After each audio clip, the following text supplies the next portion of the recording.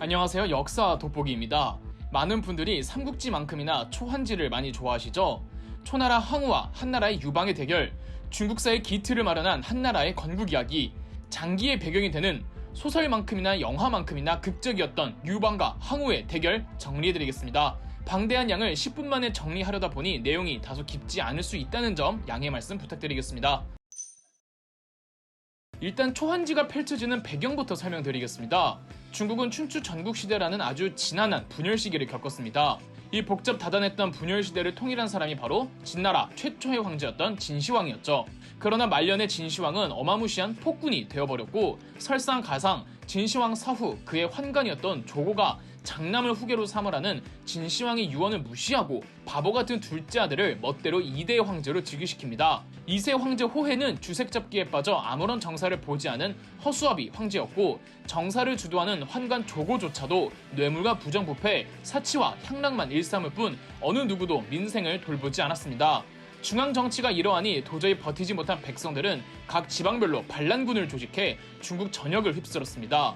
이 중엔 그저 규모만 조금 큰 농민 반란군 정도도 있었고, 과거 춘추 전국시대의 귀족층 후예들은 그들의 기반지에서 제후로 군림하며 진나라 정권으로부터 독립을 선언하기도 했습니다. 항우가 그런 케이스였죠. 진시황이 중국을 통일하기 전에 중국의 동남부 지역엔 초나라라는 나라가 있었습니다. 결국엔 진시황한테 통일된 나라인데, 항우의 항씨 가문이 과거 초나라에서 유력한 명문 집안이었습니다. 환관 조고와 2세 황제 호해의 폭정이 계속되자 항우와 항우의 삼촌이 함께 거병하여 옛 초나라 영토에서 진나라 관리를 죽이고 초나라를 재건합니다. 항우와 항우 삼촌은 옛 초나라 왕실 후에 한 명 아무나 찾아다가 초나라 왕으로 모시고 진나라를 멸망시키기 위한 전쟁에 나섭니다. 항우가 부인 우희와 결혼하고 항우의 애마이자 명마였던 오추를 얻은 것도, 그리고 항우 평생의 스승 범증을 만난 것도 이 시점입니다. 항우는 힘이 장사였다고 하죠. 항우를 일컬어 역발산, 즉 힘이 산을 뽑을 만했고, 기계세, 즉 세상을 뒤집어 엎을 만큼의 기백이 있었다고 할 정도로 중국 역사상 최고의 무인으로 손꼽히는 한 사람입니다. 항우에 비하면 유방은 정말 개천 출신이죠. 유방도 중국 남쪽 폐현이라는 곳에 사는 그냥 동네 건달 양아치였는데, 나름 그 동네에선 한따까리 하는 놈이었나 봅니다. 유방은 항우와는 달리 자의반 타의반으로 폐현을 장악 후 진나라에 항거하기로 하는데, 이 세력도 변변치 않고 국가를 건립할 수 있는 명분도 없어서 당시 남쪽 지역에서 가장 세력이 컸던 항우의 세력 밑으로 들어가 항우처럼 초나라 왕을 모시기로 합니다. 여하튼 이렇게 항우와 유방이 모인 초나라 세력은 진나라의 수도로 북진하는데, 진나라 측에선 명장 장한을 투입시켜 맡게 합니다. 이 과정에서 항우의 삼촌이 죽죠. 장한의 진나라 군대와 항우가 진두지휘하는 초나라 군대는 일진일퇴를 거듭하다가 장한이 밀리고 있는 사이 진나라 본국에선 환관 조고가 장한조차 숙청하려고 하자 장한은 모든 군대를 데리고 항우에게 항복해버립니다. 진나라의 유일한 구원투수 장한이 초나라에게 붙어버린 거죠. 초나라의 왕은 항우와 유방에게 각기 다른 길로 진나라의 수도로 향하게 해서 먼저 진나라의 수도를 함락시키는 사람에게 그 지역 왕으로 옹립하겠다고 선언을 합니다. 여기서 유방은 정치로, 항우는 군사력으로 진격합니다. 무슨 말이냐면 항우는 무조건 싸워서 상대방을 죽이고 진군한다는 생각이었고, 유방은 철저히 이미지 메이킹으로 승부했습니다.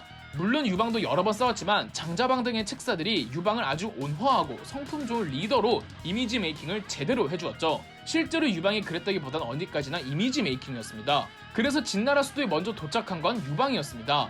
유방은 심지어 환관 조고와도 은밀히 접촉하는데, 유방에게 항복하려고 했던 조고의 음모가 황제 호해에게 들통나자 조고는 반격해 황제 호해를 죽이나 조고도 반대파에게 살해당합니다. 그리고 호해의 조카가 3세 황제가 되는데, 이 3세 황제는 그래도 망해버린 진나라를 조금 재건하려고 했으나 이미 대세는 기울었고 백성들을 건드리지 않겠다는 조건으로 유방에게 성문을 열었죠. 그동안 항우는 진군 속도의 대규모 군대가 방해된다며 자기에게 항복했던 옛 장한의 진나라 군대 20만 명을 몽땅 생매장시켜버렸습니다. 누가 뭐래도 유방이 이긴 내기였으나 항우는 여기에 승복하지 않았고, 굳이 싸워서 좋을 게 없던 유방은 깨끗이 양보합니다.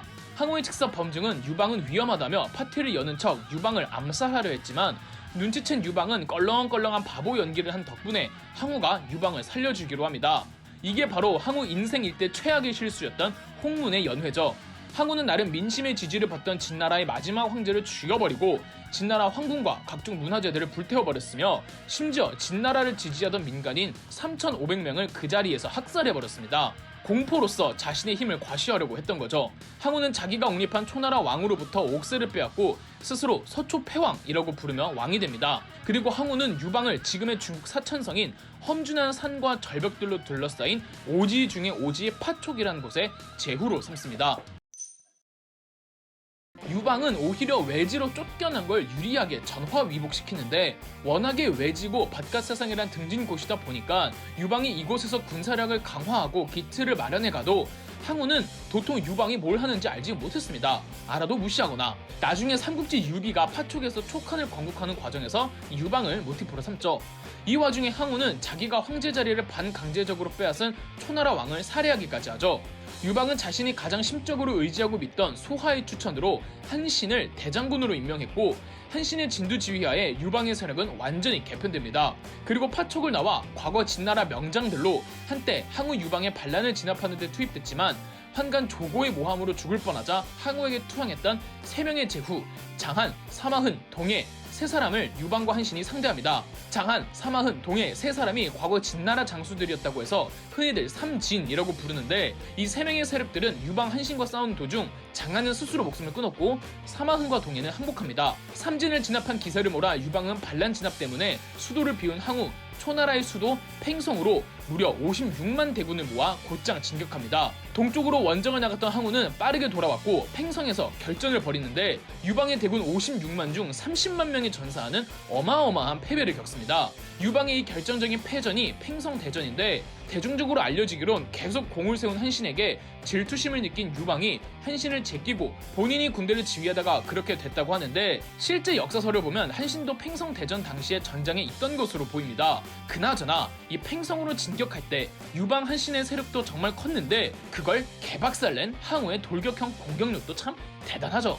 팽성대전의 패전으로 유방에게 붙었던 지방 제후들이 대거 다시 항우에게로 돌아갑니다. 다행히 장자방이 항우의 최측근들이었던 팽월과 영포를 포섭하고 한신이 반기를 든 지방 제후들을 토벌하러 출정했으며 유방단에선 유방 나름대로 항우와 항우의 스승 범증을 이간질시켜서 항우의 브레인이었던 범증을 제꼈지만 여전히 항우가 유방을 압박하고 있는 형국이었습니다. 지방 제후들을 정복하러 간 한신이 가장 강력한 5개의 제후들을 모두 토벌하는 데 성공하면서 그나마 전세가 나아집니다. 그 유명한 배수의 진이 나오는 것도 이때입니다. 그런데 유방이 목숨 걸고 항우로부터 탈출해 한신에게로 도망갔을 때 한신이 자고 있었던 일화부터 이런 한신의 사소한 실수들이 유방의 심기를 점점 건드립니다.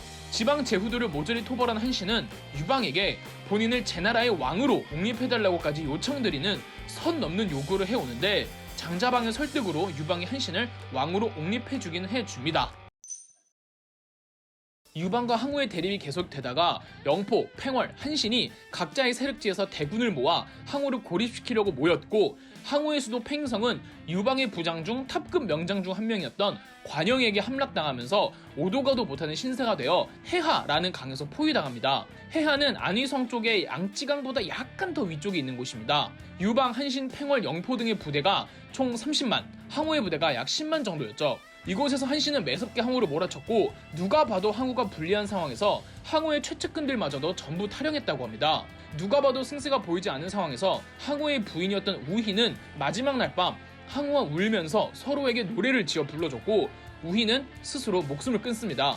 이 광경을 본 병사들은 모두 울었다고 하는데 이 이야기를 중국 전통 경극으로 만든 극이 바로 패왕별희입니다. 패왕, 즉 항우가 우희와 이별한다는 뜻이죠. 다음날 항우는 살아남은 28명과 끝까지 퇴로를 열기 위해 싸웠고 각종 소설이나 매체에선 항우가 부하들만 배를 태워 보냈다고 하고 역사서에서는 항우가 남은 병사들과 함께 도망가지 않고 계속 싸웠다고 나옵니다. 뭐 1명이든 뭐 30명이든 그 인원으로 기병 5,000기와 싸우다가 항우는 스스로 목숨을 끊습니다. 결국 아무도 항우와 싸워서 이기지 못했던 거죠. 이 전투가 유방과 항우의 마지막 승부였던 기원전 202년의 해하 전투입니다.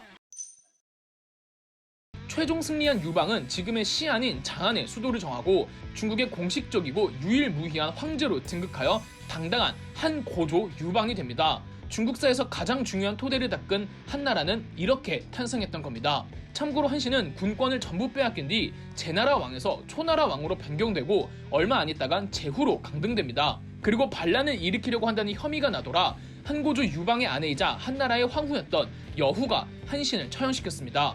실제 한신이 반란을 일으키려고 했는지는 미스테리이며 이 일화를 토사구팽이라고 하죠.